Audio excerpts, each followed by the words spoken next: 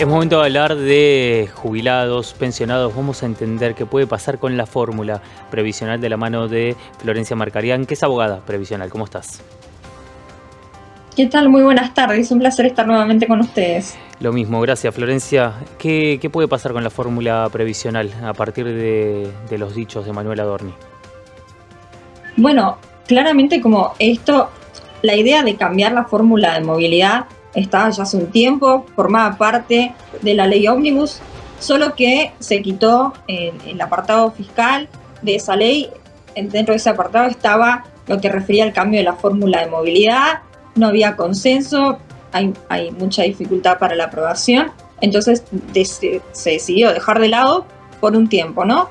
Pero de todas maneras ya se venía comentando esta idea de llevar nuevamente el proyecto al Congreso para modificar esta fórmula, puesto que se viene viendo, ¿no? Hace rato que no alcanza, que cada vez que hay un aumento los jubilados necesitan del bono, que se ven afectados los de la mínima, pero también se ven afectados los que cobran un poco más.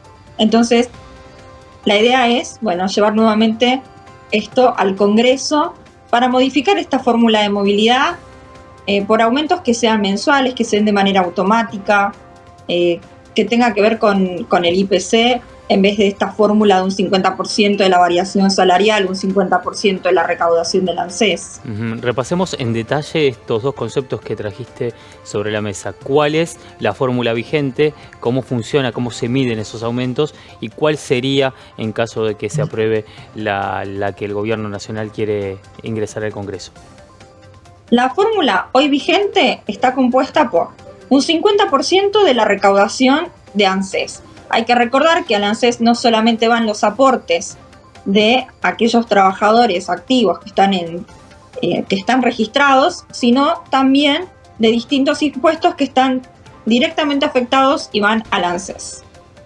Y por otro lado, el 50% de la variación salarial. El problema que trae la fórmula es que la medición es a un trimestre anterior. Entonces, con épocas de tan alta inflación, esos 3 meses, la realidad es que cuando llega el aumento ya viene licuado, no claro, rinde, ya no sirve. Claro, no, lógico. Y la intención del Gobierno Nacional es ingresar al Congreso un proyecto de ley. ¿Con qué modificación en esta fórmula? La fórmula se ajustaría mensualmente en vez de ser de manera trimestral, y el índice que se tendría en cuenta es de precios al consumidor, ¿no? En vez de tener esta variación salarial que dependiendo de cuál índice da más, se toma el índice de salarios general o el RIPTE, ¿no? Pero detallemos según qué mes, pensando en esto que veníamos charlando hace algún tiempo cuando ingresó la ley ómnibus y demás. En ese momento, por los tiempos, se hablaba de una implementación desde abril, según lo ocurrido en febrero, y ya había un atraso entonces de 2 meses y ya otra vez iban a perder los jubilados. ¿Qué pasaría si, por ejemplo, ingresara mañana al Congreso y se trataría rápidamente? Rápidamente. Es cierto, habría un atraso, y también habría que tener en cuenta que la base sobre la que va a partir esta modificación, esta fórmula de movilidad, la nueva fórmula de movilidad, es una base muy baja, ¿no? Porque estamos hablando de un haber mínimo de 134.445 ahora a partir de marzo, ¿no? Entonces, todos los bonos que se fueron otorgando desde septiembre del 2022 ahora, ninguno fue incorporado al haber. Entonces habría que pensar más allá de modificar la fórmula de movilidad y que los aumentos sean mensuales, más allá del atraso con el que se va a reajustar, tener en cuenta esto, ¿no? De poder lograr que estos bonos integren el haber, que tampoco es tanto, ¿no? Porque hablamos de 134.000 y con el bono 200.000 pesos, 204.000 pesos, que tampoco llega a la mitad de una canasta. No, total. Pero bueno, al fin y al cabo, perdimos a Florencia Marcarián. Ahí está, ahí te tenemos de vuelta, Florencia.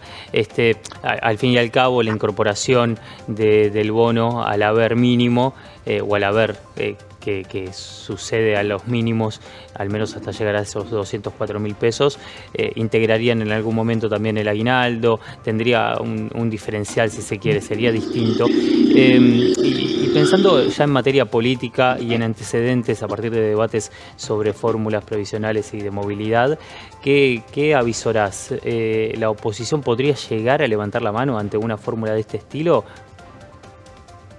Podría pensarse, pero la realidad es que los jubilados ya llevan muchos años con atraso, con jubilaciones que son muy bajas, que no alcanzan, no solamente los jubilados de la mínima, cada vez son más los que han aportado 30 años o más años, y siempre las consultas vienen por el lado de yo aporté toda mi vida, antes tenía una jubilación que me permitía tener un buen nivel de vida, pero hoy hay gente que está cobrando 230.000, 250.000 pesos, ha aportado toda su vida.